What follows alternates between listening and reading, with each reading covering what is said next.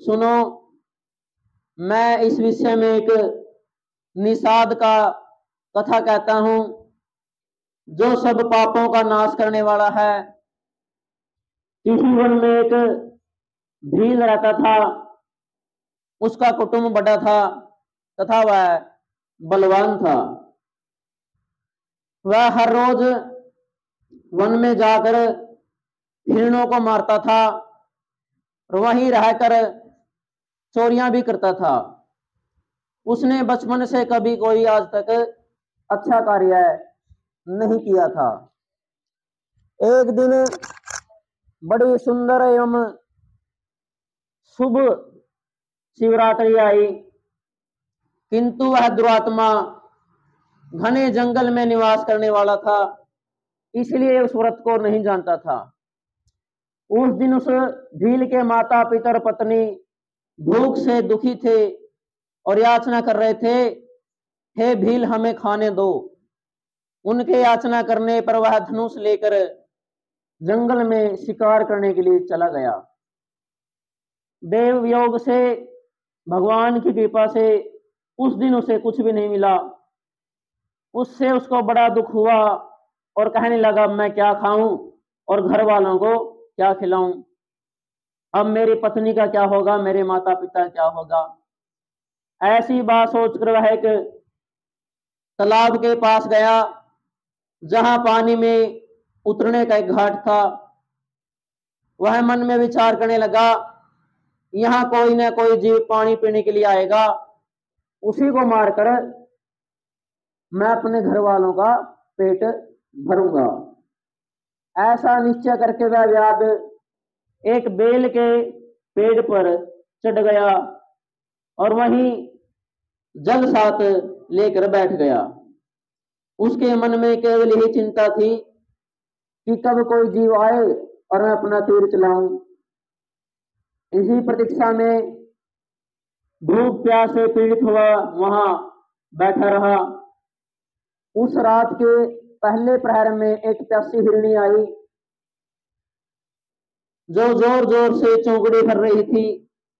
उस हिरणी को देखकर व्याध को खुशी हुई, क्यों सारा दिन का भूखा था, घर वाले भूखे थे। बील भी बाट बीसों में बैठा था कि कब कोई आवा तीर चलाऊं और उसका शिकार करूं। तो बील तो बेल के पेड्डे पर चढ़ गया, साथ में पानी भी ले लिया अपने गिल्ला कि प्यास लग गई, कम से कम पानी तो पींदा रहूंगा।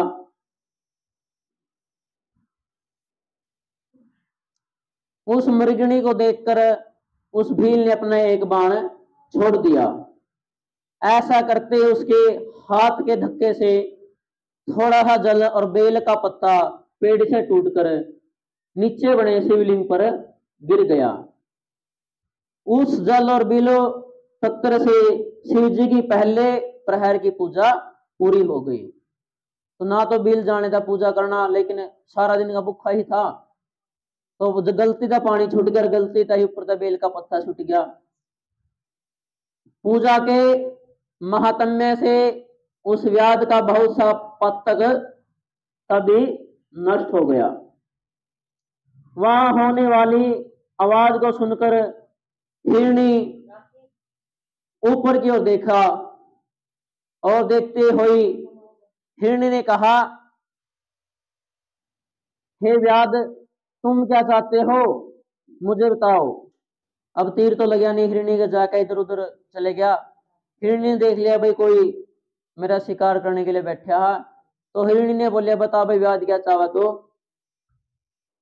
तब व्याध बोला कि मेरे परिवार के लोग भूखे हैं, मैं तुझको मारकर उनकी भूख मिटाऊंगा। व्याध की आवाज सुनकर वह बोली, भील को बाणे ताने देखकर मृगी सोचने लगी, अब मैं क्या करूं, कहां जाऊं। मृगी बोली, मेरे मां से तुमको सुख होगा, इस अनर्थकारी शरीर के लिए इससे अधिक क्या लाभ है। उपकार करने वाले प्राणी को इस लोक में जो पुण्य प्राप्त होता है उसका 100 वर्षों तक भी वर्णन नहीं किया जा सकता। तो हिरणी सोचने लगी कि मेरा शरीर किसी काम आवेगा, चाहे कोई मार कर खांदा हो, किसी का पेट भरेगा, तो इससे बढ़कर क्या फल मिलेगा मुझे। परंतु मेरे भी बच्चे घर पर हैं, मैं उन्हें अपनी बहन को सौंप कर लौटाऊंगी। हे भील, तू मेरी बात को झूठा मत समझ, मैं तुम्हारे पास जरूर लौट आऊंगी।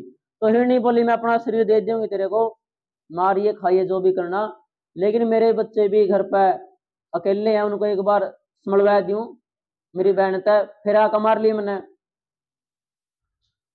क्योंकि सत्य से धरती टिकी है, सत्य से ही मर्यादाएं बंधी हुई है। मृग की ऐसी बात कहने पर भील ने उसकी बात नहीं मानी। मृगणी बोली, मैं तुम्हारे सामने शपथ लेती हूं, जिससे घर जाने पर मैं अपने बच्चों को संभाल कर तुम्हारे पास जरूर आ जाऊंगी। ब्राह्मण यदि तीनों काल संध्या न करे तो उसे पाप लगता है।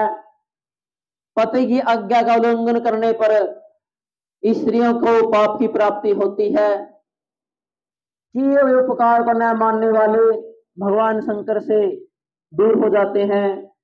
दूसरों से द्रोह करने वाले, धर्म लांघने वाले, विश्वासघात करने वाले पापी होते हैं। उसी पाप से मैं भी लिप्त हो जाऊं अगर मैंने अपनी बात पर कायम नहीं रही।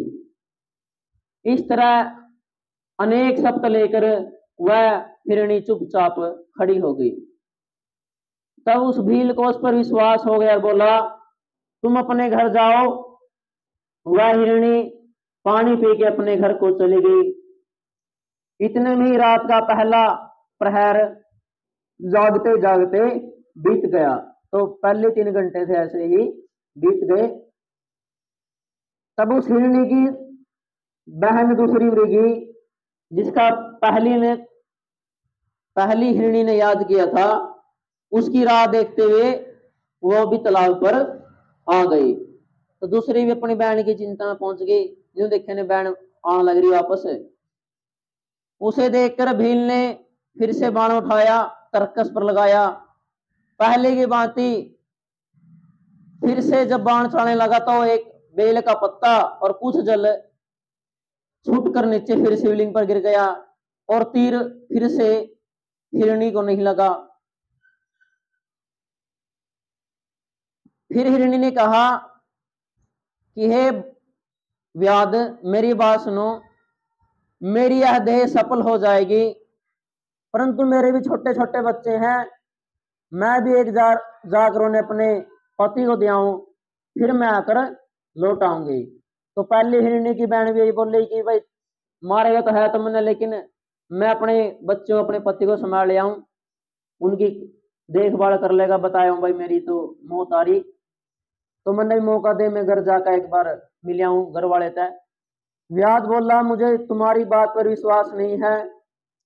यह सुनकर वह हिरणी बोली, हे व्याध, यदि मैं लौट कर ना आऊं तो मेरा सारा पुण्य नष्ट हो जाए, क्योंकि जो वचन देकर पलट जाता है, जो पुरुष अपनी स्त्री को त्याग कर दूसरी के पास जाता है, वैदिक धर्म का उल्लंघन करके दूसरे धर्म पर चलता है, भगवान विष्णु का भक्त होकर शिव की निंदा करता है, माता पिता की तिथि को श्राद्ध न आदि न करके उसे सूना कर देता है, ऐसे लोगों को सिर्फ पाप ही पाप प्राप्त होता है।